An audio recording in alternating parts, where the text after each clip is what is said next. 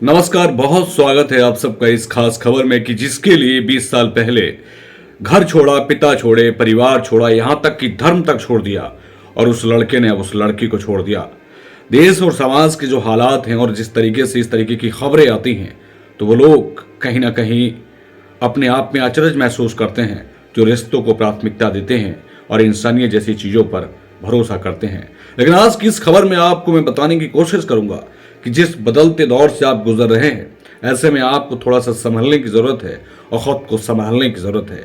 एक क्राइम की कहानी आपके साथ मैं लेकर के चलूँ, उससे पहले गुजारिश है, ये जो खबर मैं आपको सुना रहा हूँ ये मुझे इंटरनेट से मिली और मैंने सोचा क्यों ना मैं आपको इस पर लेकर के चलूँ।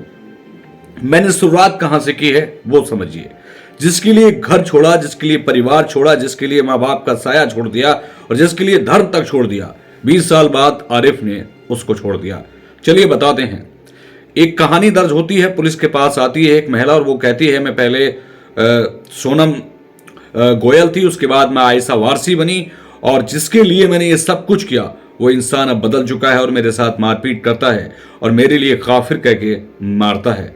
दरअसल सारी खबरें मैं जो आपको बताने की कोशिश कर रहा हूं वो सोशल मीडिया से नहीं बल्कि एक जाने माने प्रतिष्ठित पेपर अमर उजाला से मैंने ली और मैं आपको सोचकर इस मकसद के साथ बता रहा हूं कि शायद आप इस खबर से कुछ मैसेज लेंगे, कुछ समझेंगे और कुछ सोचेंगे और कुछ जानने की कोशिश करेंगे। 2004 में एक लड़की जो आगरा से ताल्लुक रखती थी, पिता बिल्डर थे, अच्छी खासी संपत्ति थी, लेकिन एक लड़के के चक्कर में फंस जाती है और वो भी लड़का गैर समुदाय से था। उसका नाम आरिफ हमीद था। आरिफ हमीद से इश्क हो जाता है और कहते हैं कि जब इश्क की चादर पड़ती है तो अक्सर उस इंसान का हाथ थाम लिया जाता है जो इंसान गलत भी होता है, ये पता भी होता है कि वो गलती कर सकता है और वो गलत है, फिर भी उसके साथ हम खड़े हो जाते हैं। तो वही जो गलती है वो सोनल ने की थी और जो सोनम ने की थी और उसके बाद उसके साथ वो होता है जिसकी वो कल्पना नहीं करती है। वो आयशा वारसी बनती है, धर्म परिवर्तन करती है, 3 बच्चों को जन्म देती है, लेकिन उसके बाद उसके साथ ज्यादती का वो सफर शुरू होता है जो उसने बताया। उसके अनुसार जो उसने बताया कि मेरे साथ लगातार मारपीट की जाती है और धर्म का हवाला देकर मेरे साथ मारपीट की जाती है तथा मेरे पर दबाव बनाया जाता है कि आप अपने पिता से जो प्लॉट्स हैं वो उनसे लीजिए, उनसे संपत्ति लेकर के आइए। मतलब कहते हैं ना कि वही बात। ये सब हुआ क्यों, इसमें एक थोड़ा सा जानने वाला विषय है।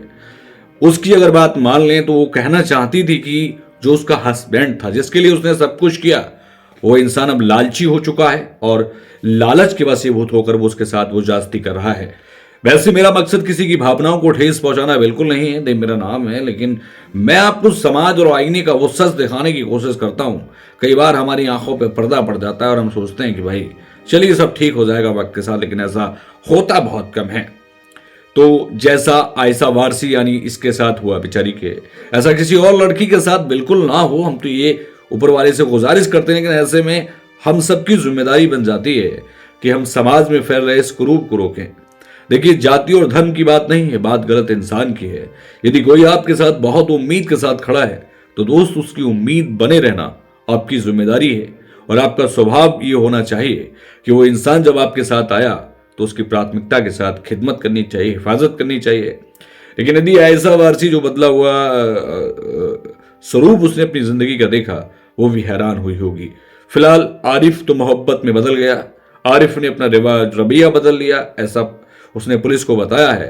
पुलिस ने इसमें बाकायदा कार्रवाई शुरू की होगी, ऐसी उम्मीद है, क्योंकि जब कोई किसी की नहीं सुनता तो पुलिस के पास लोग जाते हैं इस उम्मीद से कि शायद उनकी सुनवाई होगी, उनको न्याय मिलेगा। लेकिन 20 साल के बाद यदि इस मोहब्बत में ये मोड़ आ सकता है दोस्त, तो जरा संभालने की जरूरत है, खुद को थोड़ा सा रोकने की जरूरत है, क्योंकि जज्बात में लिए गए फैसले इंसान की जिंदगी की फसल को बर्बाद कर देते हैं। फिलहाल आज के लिए सिर्फ इतना ही, फिल्म का नई वीडियो के साथ। तब तक के लिए थोड़ी अगर इसमें मैं बोलने में मेरे से मिस्टेक रही हो तो माफ करिएगा भाई, लेकिन साला मैं लड़कों से जरूर कहूंगा कि भैया जरा समझ जाइए और लड़कियों से तो मैं विशेष गुजारिश करूंगा, देखिए अब इस माहौल को देखिए भाई, इस माहौल से आपको सीखने की जरूरत है, वरना भैंचो कोई भी कुछ ऐसा कर सकता है कि जिसकी आप कल्पना नहीं कर सकते। मेरा मकसद भड़काना बिल्कुल नहीं है, लेकिन मैं आपको समझाना चाहता हूं कि जमाने का हाल देखिए। मैं बहुत बड़े टीवी सेटअप के साथ भी इस बात को रख सकता था, या फिर किसी टीवी स्टूडियो से, लेकिन नहीं, वहां से आपको आम भाषा में कोई नहीं समझेगा। अभी जो आप सोशल मीडिया, फिर व्हाट्सएप, फेसबुक पर जो प्यार करते हैं, बहुत सारा संभल गई, चीजें बदल रही, चीजों को बदलने से रोकना है आपको। हम ऐसे देश में निवास करते हैं, देश बदल रहा है क्योंकि देश विकास की ओर जा रहा है। ऐसे में संस्कारों को बनाए रखना हम सबकी जिम्मेदारी है। तो आप I am requested for every person, इस घटना से हमने कितना सीखा ये बहुत जरूरी है। आज के लिए सिर्फ इतना ही, फिर मिलेंगे, तब तक के लिए नमस्कार।